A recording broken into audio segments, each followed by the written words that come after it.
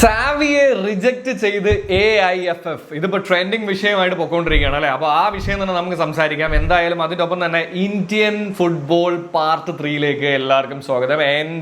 നമ്മുടെ കണ്ടൻസും കാര്യങ്ങളൊക്കെ ഇഷ്ടമാണെന്നുണ്ടെങ്കിൽ ഒന്ന് കൂടെ എന്നും കൂടെ ഓർമ്മിപ്പിക്കുകയാണ്. അപ്പൊ കഴിഞ്ഞ വീഡിയോയിൽ തന്നെ ഞാൻ പറഞ്ഞിട്ടുണ്ടായിരുന്നു AIFFന്റെ ഒരു ഗതികേടൊന്ന് ആലോചിച്ച് നോക്കണം. അതായത് ഈ പറയുന്ന പോലെ തന്നെ സോഷ്യൽ മീഡിയയിലൂടെ ഒരു പോസ്റ്റ് ഇട്ടുകൊണ്ട് ഈ പറയുന്ന പോലെ ഹെഡ് കോച്ചിന് വേണ്ടി തപ്പേണ്ട ഒരു അവസ്ഥയിലാണല്ലോ നമ്മൾ എന്ന് ഞാൻ ഇങ്ങനെ പറഞ്ഞിട്ടുണ്ടായിരുന്നു. അത് കഴിഞ്ഞിട്ട് ഇപ്പോൾ ഈ സാവിയെ റിലേറ്റ് ചെയ്തിട്ട് ഇപ്പോൾ ഒരുപാട് കാര്യങ്ങളും ഉണ്ട്. അതിനകത്ത് തമാശയായിട്ട് ഇങ്ങനെ പറയുന്നുണ്ട്, അതിന് സാവി ആരാണെന്ന് അറിഞ്ഞാലല്ലേ യവന്മാർക്ക് ഇതുമായിട്ട് സംസാരിക്കാൻ പറ്റുള്ളൂ, അറിയാത്തവന്മാരാണ് അങ്ങ് കൊമ്പത്തിരിക്കുന്നത്, അപ്പം പിന്നെ ഇതൊക്കെ സംഭവിച്ചില്ലെങ്കിലേ ഉള്ളൂ എന്നുള്ളത്.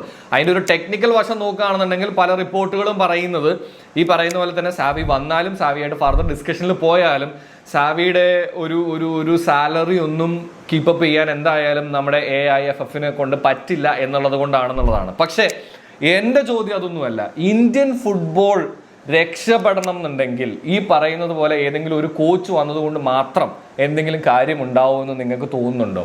സാവി എന്നല്ല, ഇനി ഏത് കോച്ച് വന്നു കഴിഞ്ഞാലും ഫെഡറേഷന്റെ പല കാര്യങ്ങളിലും മാറ്റം വരാതെ സത്യത്തിൽ ഈ പറയുന്നത് പോലെ തന്നെ ഇന്ത്യൻ ഫുട്ബോളിൽ മെച്ചപ്പെട്ട ഒരു അവസ്ഥയിലേക്ക് എത്താൻ പറ്റും എന്ന് നിങ്ങൾ വിശ്വസിക്കുന്നുണ്ടോ?